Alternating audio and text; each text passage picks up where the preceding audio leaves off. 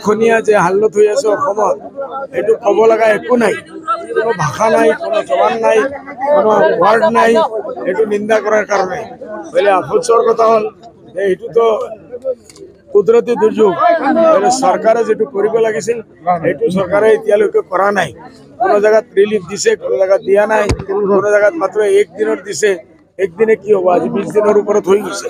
মানুহ ভোকা পিয়াসায় ঘৰ ভাঙি গৈছে, আজি 75-80 জনেৰ উপৰত মানুহ মৰিছে। এইটোৰ ওপৰত চৰকাৰে উজনি অঞ্চলৰ সীমা আমাৰ লোৱাৰ অসমৰ মানুহৰ ওপৰত ধ্যান দিব লাগে। মই বাৰ বাৰ আপোনালোকৰ মাধ্যমে চিফ মিনিষ্টাৰ সাহেবক ৰিকোয়েস্ট কৰি আছো। আর আমি দিল্লীতো চিঠি লিখিছো, আপোনালোকে জানে 20,000 কোটি টাকার প্যাকেজের কারণে রাহুল গান্ধীজিকে লিখিছো। এই 22 তারিখ থেকে পার্লামেন্ট আরম্ভ হব। তেখেতক আমি রিকোয়েস্ট কৰিছো বোলে এইটো সমস্যাটো আপুনি পাৰ্লিমেণ্টে উঠাওক। কেনে যোৱা দিনো আজি 15 বছৰৰ পৰা মহি অকলে এই ফ্লাড ইৰোশন সবৰ কথা মই মাতি আছো। ন্যাশনাল ক্যালামিটি ডিক্লেয়াৰ কৰিব লাগে। মহি একজন দ্য অনলি ওয়ান সাংসদ মই মাতি আছো, বোলে কোনো আসৰ হোৱা নাই।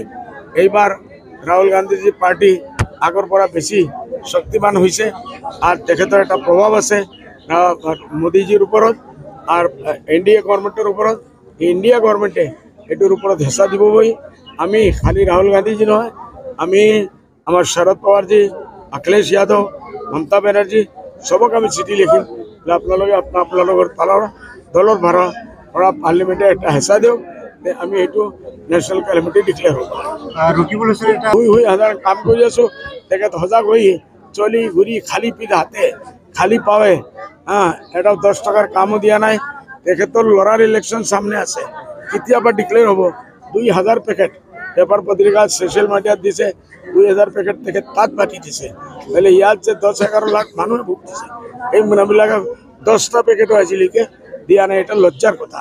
মই তেখেতক আহ্বান জানাই আছো, বলে আপনি লজ্জা কৰক, আহক, এই মানুহবিলাকৰ কাৰণে কিছু করক। কিন্তু 26 এইটো মাতিলে আজি পলিটিক্যাল হৈ যাব। আমার তৈয়ারি আছে, আপোনালোকে জানে। 30 তারিখ 29-30 তারিখ 2 দিন গুৱাহাটীত মাতিছো। তাৰপিছত এসপ্তাহ 10 দিনেৰ ভিতৰত মই ধুবুৰী টাৰ্গেট কৰি, মানে মই সিটটো ধুবুৰীত আহিছো। ধুবুৰীৰ all communities, all MLA, all committee সবক লৈ আমি বহিম। আর কি এইটো ভিতৰত আপোনালোকে জানে ইতিমধ্যে আমি কৈছো যে আমি এটা ইনফ্ৰাস্ট্ৰাকচাৰ চেঞ্জ আমি আনিব। সেইটো আমি কৰিছো।